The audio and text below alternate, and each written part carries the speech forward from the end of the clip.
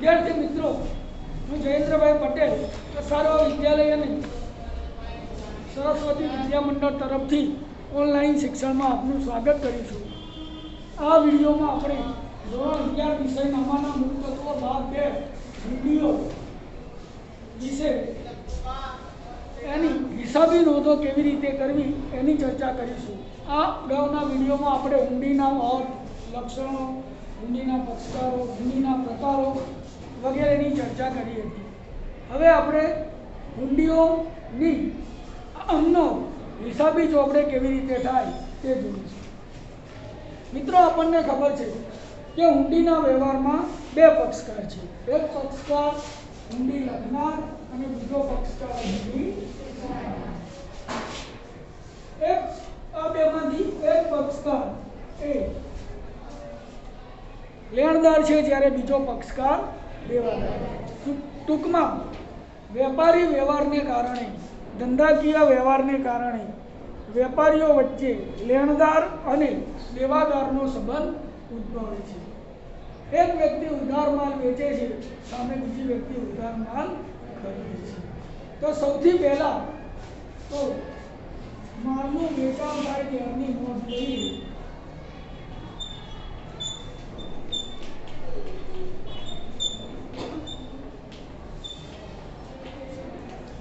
माल वेचनार वेपारी पोताना ચોપડે આમનો લખશે કે જે તે દેવાદાર ખાતે ઉધાર। તો દેવાદારનું આપણે અહીંયા એક ટ્રેડર્સનું નામ લઈએ। ચોપડીમાં શીતલ ટ્રેડર્સ દેવાદાર એટલે આ નુપુર, વેચનારનું નામ નુપુર છે, ખરીદનારનું નામ શીતલ। તો વેચનાર નુપુર ટ્રેડર્સ પોતાના ચોપડામાં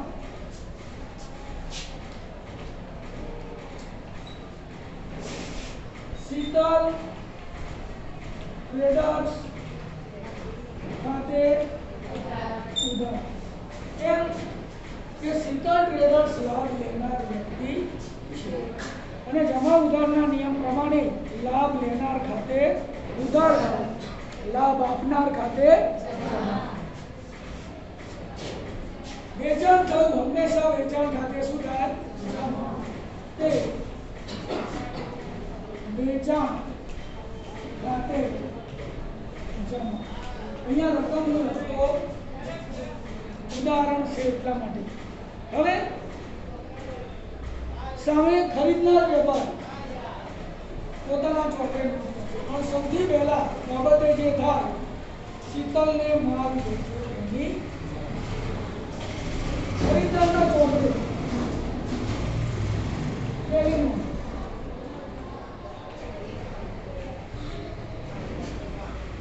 માલ આવે છે, આવે એટલે ઉધાર, એવી રીતે આવ્યો ખરીદી એટલે ખરીદ ખાતે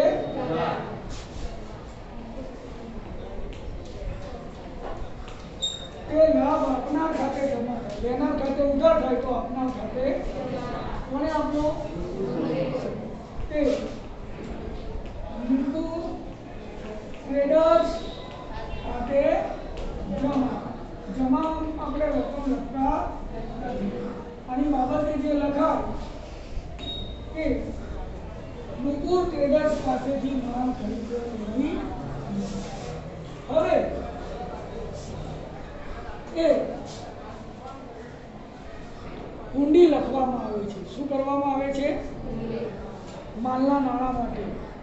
તો અહીંયા લખી હુંડી લખનાર, અહીંયા હુંડી સ્વીકારનાર આપણે ઉપર લખેલું છે। તો અહીંયા લખીએ જ્યારે હુંડી લખવામાં આવે ત્યારે, જ્યારે હુંડી લખવામાં આવે આપણે આગળ શીખી ગયા હુંડી લખનાર માટે શું બને? લેણી હુંડી બને। શું બને? અને લેણી હુંડી એ ધંધાનું લેણું છે। શું છે? એટલે મિલકત કહેવાય। શું કહેવાય? ધંધામાં મિલકત આવે તો એટલે લેણી હુંડી ખાતે શું થાય?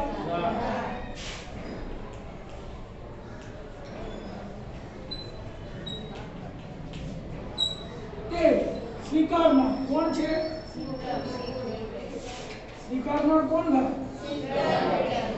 શીતલ ટ્રેડર્સ ખાતે અહીંયા આગળ હુંડી સ્વીકારાય.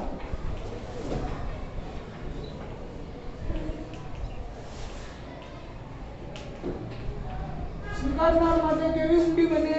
દેવી હુંડી. દેવું હંમેશા શું થાય? જમા થાય. દેવા ખાતે શું થાય? બરાબર.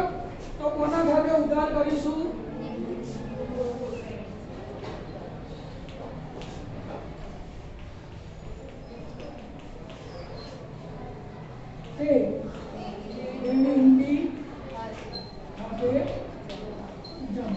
બાબતે જે નુપુર ટ્રેડર્સે લખેલી હુંડી આપણે સ્વીકારી પરત કરી તેના અહીંયા બાબતે જે લખાય શીતલ ટ્રેડર્સે આપણે લખેલી હુંડી સ્વીકારી આપણને પરત કરી તેના.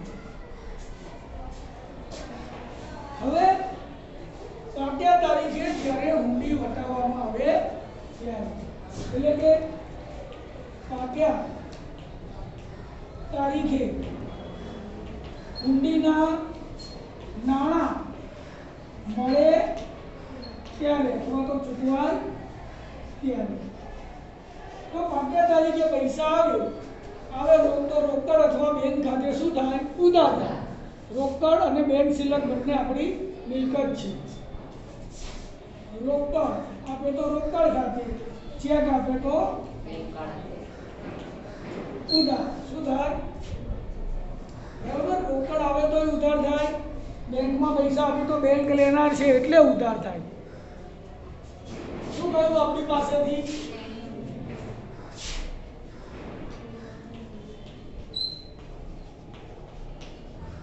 લેણી હુંડી ખાતે બાજે પાક્યા તારીખે હુંડીના નાણાં મળ્યા તેની નોંધ. બરાબર. હવે અહીંયા આગળ નાણાં ચૂકવા તો આના ખાતામાં આનાથી ઊંધી નોંધ થઈ જશે અને લેણીની જગ્યાએ શું થશે? જમા કરેલી તે લેવી હુંડી ખાતે અને પૈસા ગયા બેંક અથવા રોકડા. રોકડ અથવા તે રોકડ અથવા બેંક ખાતે. તો આ રેગ્યુલર નોટ થઈ, કોઈ લખા વગરની. આપણે લખી, આપણે સ્વીકારી, પાછી મોકલી, નાણાં ચૂકવી દીધા. હવે ઘણી વખત હુંડી લખનાર એ શરાબ કે બેંક પાસે હુંડી મુદત પહેલા બતાવી લે છે, પાક્યા તારીખ પહેલા. બરાબર. ત્યારે શું નોંધ થાય? તો આપણે લખીએ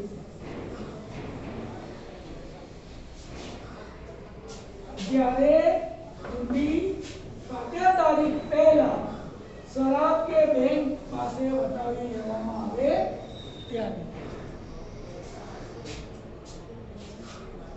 જ્યારે હુંડી પાક્યા તારીખ પહેલા બેંક કે શરાબ પાસે બતાવાય. અમની જોડે લેણી હુંડી પડી છે નુપુર ટ્રેડર્સ માટે, એની પૈસાની જરૂર ઊભી થઈ એટલે હુંડીની મુદત પૂરી થઈને પાક્યા તારીખ નથી આવી, તે છતાં એ વહેલા એ હુંડી બેંક પાસે વટાવે. હવે બેંક પાસે વટાવે એટલે બેંક શું કાપે? વટાવ કાપે. શું કાપે? હુંડીના પૂરા નાણાં ચૂકવે નહીં. તો વટાવ એ હુંડી લખનાર માટે શું થાય? ખર્ચ થાય. તો વટાવ ખાતે શું થાય? ઉધાર થાય. પૈસા કોણ આપે છે? બેંક. એટલે બેંક ખાતે કેટલી રકમ બેંકે જેટલા આપ્યા હોય વટાવ ખાતે કેટલી રકમ જેટલી રકમ કાપી હોય. અમે શું આપ્યું? લેણી હુંડી કે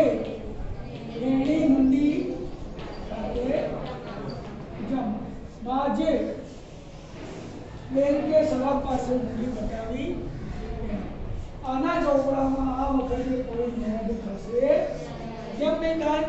કારણ કે એને તો કોઈ હજુ વ્યવહાર કર્યો નથી. બરાબર. હવે હુંડી બાંધ્યા તારીખે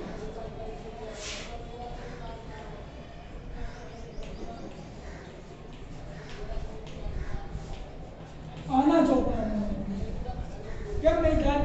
એને તો હુંડી વટાઈને બેંક જોડેથી પૈસા હવે આ ભાઈ જ નોંધ કરશે હુંડી બાંધ્યા તારીખે.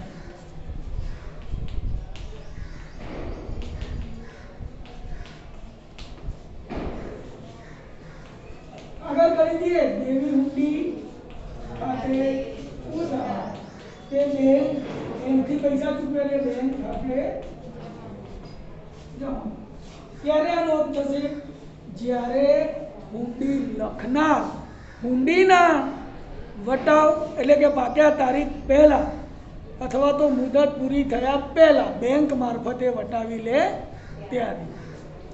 ચલો હવે હુંડી લખનાર એવું નથી કરતો. એ શું કરે છે? એનો કોઈ લેણદાર છે. દાખલા તરીકે આનો લેણદાર છે ચોપડીમાં આપેલું છે જ લઈએ આપણે. પંડ્યા બ્રધર્સ. બરાબર. તો લેણદારને શું કરે? વેચાણ શેરો કરી આપે. શું કરી આપે? હુંડી વેચાણ શેરો કરી આપે ત્યાં મુકુટ ટ્રેડર્સ પાસે કોઈ પંડ્યા બ્રધર્સ વાળા પૈસા માંગે છે. એના બદલામાં નુપુર ટ્રેડર્સ એ શીતલ ટ્રેડર્સે આપેલી હુંડી અને વેચાણ શેરો કરી આપે છે. ભાઈ પૈસા છે નહીં. આ પૈસા હુંડી પાક્યા તારીખે તમે કોની પાસેથી વસૂલ કરશો? શીતલ ટ્રેડર્સ પાસેથી લઈ લેજો અને મારા ખાતે એ પૈસા તમે જમા કરી દેજો. હવે પંડ્યા બ્રધર્સને હુંડી વેચાણ શેરો કરી આપી એટલે લેનાર કોણ થયું? પંડ્યા બ્રધર્સ. એટલે શું થાય? પંડ્યા બ્રધર્સ ખાતે ઉધાર. શું લઈ ગયા? લેણી હુંડી. શું લઈ ગયા? લેણી હુંડી ખાતે જમા. સામે તો નોંધ થવાની કારણ કે એને કશું થયું. હવે પાક્યા તારીખે પંડ્યા બ્રધર્સ ને કોણ પૈસા ચૂકવે છે? પંડ્યા બ્રધર્સ એને શું આપશે? તો આ જ નોંધ થાય દેવી હુંડી ખાતે ઉધાર તે બેંક ખાતે પંડ્યા બ્રધર્સનું અહીંયા નામ આવશે. એ તો આ જે વેચાણ શેરો કરી એના ચોપડામાં જ એનું નામ આવશે. એટલે વેચાણ શેરો આના પૈસા ચૂકવાઈ ગયા. આને પણ પંડ્યા બ્રધર્સને આપી દીધા. હા, પંડ્યા બ્રધર્સ ત્રીજા પક્ષકાર તરીકે અંદર ઉમેરાયા.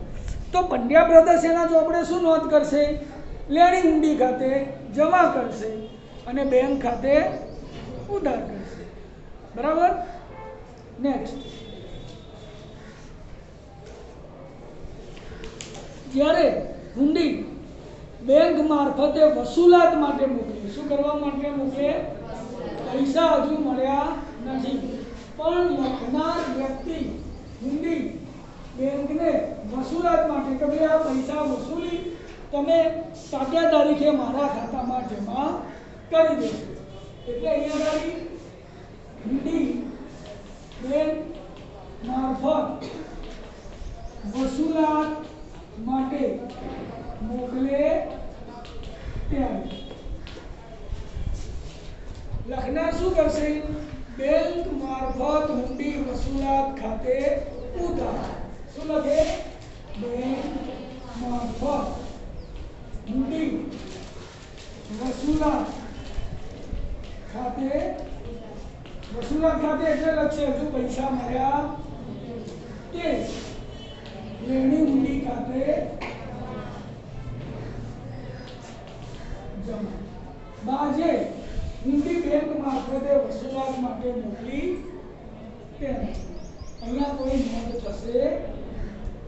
હવે બેંકે વાજબી મુદતે હુંડીના નાણાં વસૂલી લીધા. હુંડી ના નાણાં વસૂલ થયા. એટલે હવે આ ભાઈ શું નોંધ કરશે? લેણી હુંડી ખાતે ઉધાર. બરાબર?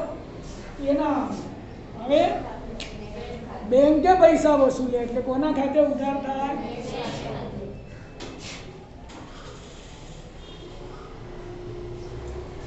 બેંક વસૂલ છે પૈસા તો કંઈક તો લેશે ને એના બદલામાં ચાર્જ. બેંક કમિશન લે. શું લે?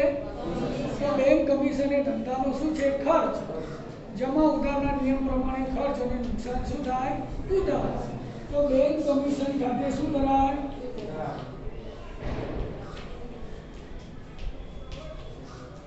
તે કયા ખાતે આપણે ઉધારેલા? એના ખાતે હવે શું કરી દેવાનું? જમા. બેંક મારફત હુંડી વસૂલા ખાતે જમા. આ ભાઈ નોંધ કરશે જે છે દેવી હુંડી ખાતે ઉધાર તે બેંક ખાતે. તો આ થઈ હુંડીની નોંધો. જ્યારે હુંડી લખનાર જ હુંડીના પૈસા વસૂલ કરી દે. 2 જ્યારે હુંડી લખનાર કોઈને વેચાણ શેરો કરી આપે ત્યારે. 3 જ્યારે હુંડી લખનાર બેંક મારફત વસૂલવા માટે મોકલે ત્યારે. તો વિદ્યાર્થી મિત્રો પેજ નંબર 83 અને 84 ઉપર આ નોંધો આપેલી છે. તે નોંધો તમારે એ ઉતારી લેવાની રહેશે. હવે આપણે સ્વાધ્યાય હુંડીના વ્યવહારો એમાં હું સ્વાધ્યાયના સૈદ્ધાંતિક દાખલા આપેલા છે. પ્રશ્ન નંબર 4 માં એનો પહેલો દાખલો રહેશે.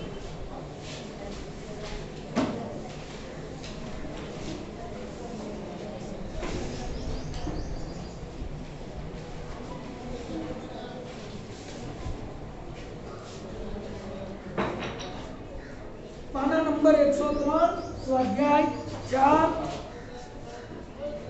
સ્વાધ્યાય 4 ક્વેશ્ચન નંબર 4 નો પહેલો દાખલો. પ્રથમ વાંચું છું. હેતાંશે 60,000 નો માલ 2 માસની સાત પર હિરેનને 1/6/2016 ના રોજ વેચ્યો. કોણે વેચ્યો? હેતાંશે. તો અહીંયા આવશે હેતાંશના ચોપડેનો.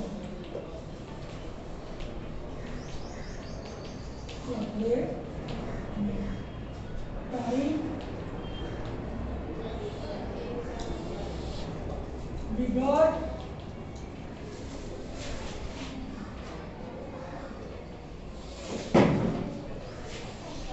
ખાતા એટલે ખાતાવાળી પાન નંબર ઉધાર રકમ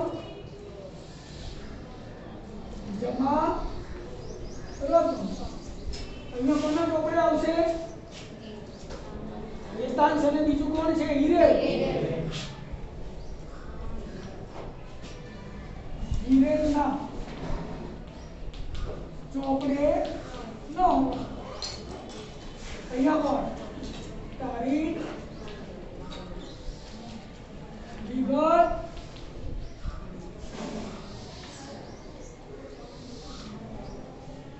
खाता वही 5 नंबर उधार रकम जमा रकम. આ શું છે? આમ નોટના પાના છે. શું છે? બરાબર. આપણે આટલી ચર્ચા તો કરેલી છે. ખાના મારવાની આમ કરી હતી ને. હવે હેતાંશે 60,000 નો માલ 2 માસની સાત પર તારીખ 1/6/2016 60,000 નો માલ વેચ્યો. કોને વેચ્યો? હિરેન. હિરેન લેનાર થયો. હિરેન ખાતે ઉધાર 60,000 તે વેચાણ ખાતે જમા. બાબતે જે હું નથી લખતો, મોઢે બોલી બાબતે જે તમારે લખવાની થાય હિરેનને 2 માસની મુદત પર માલ વેચ્યો તેનો. હવે હિરેન ખરીદનાર એ જ તારીખે નોંધ કરશે 1/6/2016. આ લખશે ખરીદ ખાતે તે વેતન ખાતે જમા 60,000 બાબતે જે લખશે વેતન પાસેથી 60,000 નો માલ 2 માસની મુદત માટે ખરીદ્યો તેને. હવે વેતન શું કરે છે જો 2/6/2016 ના રોજ તારીખ આવી બીજા દિવસે 16 ના રોજ વેતન છે હિરેન પર જરૂરી રકમની એટલે 60,000 હુંડી 2 માસની મુદતની લખી છે હિરેને સ્વીકારી પરત કરી. તો જરૂરી રકમ કેટલી છે 60,000. હુંડી આવી લેણી હુંડી ખાતે ઉધાર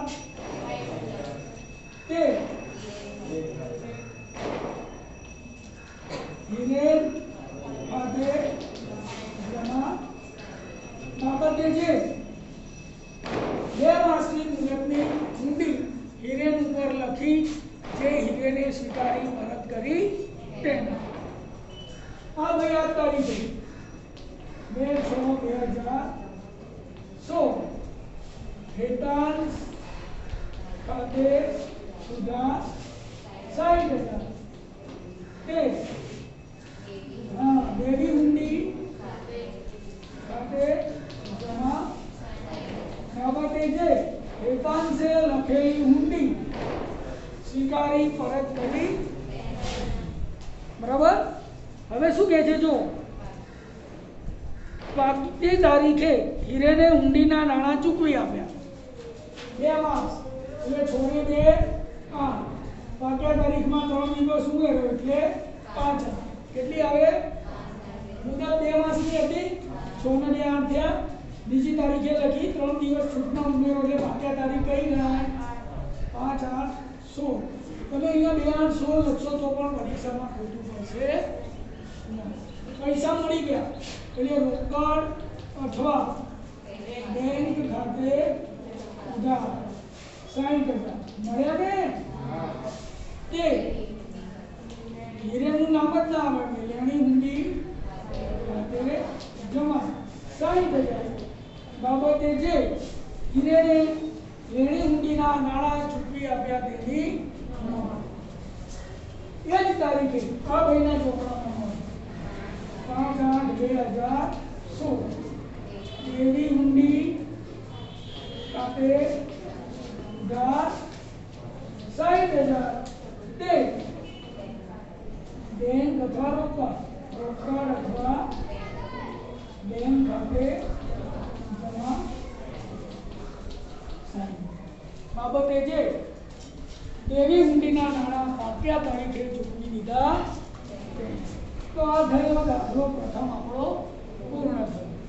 અહીંયા હવે આપણે દાખલા નંબર 2 તરફ ગતિ કરીશું.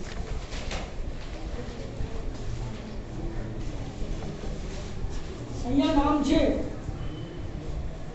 સન્ની અને વિષ્ણુભાઈ. અહીંયા સન્નીના ચોપડી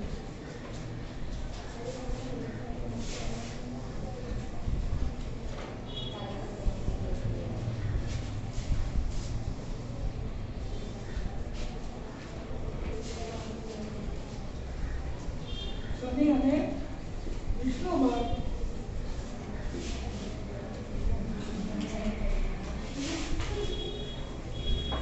નામે બદલાય છે ને રકમ બદલાશે નામ બદલાશે.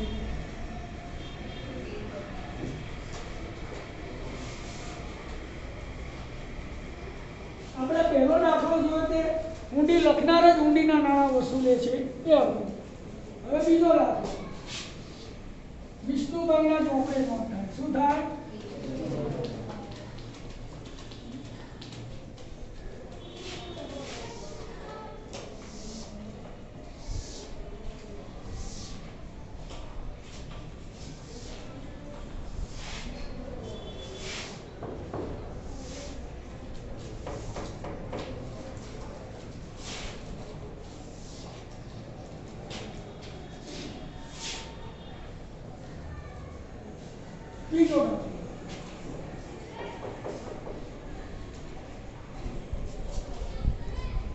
1/6/2016 રોજ 52,000 નો માલ વિષ્ણુભાઈને વેચ્યો.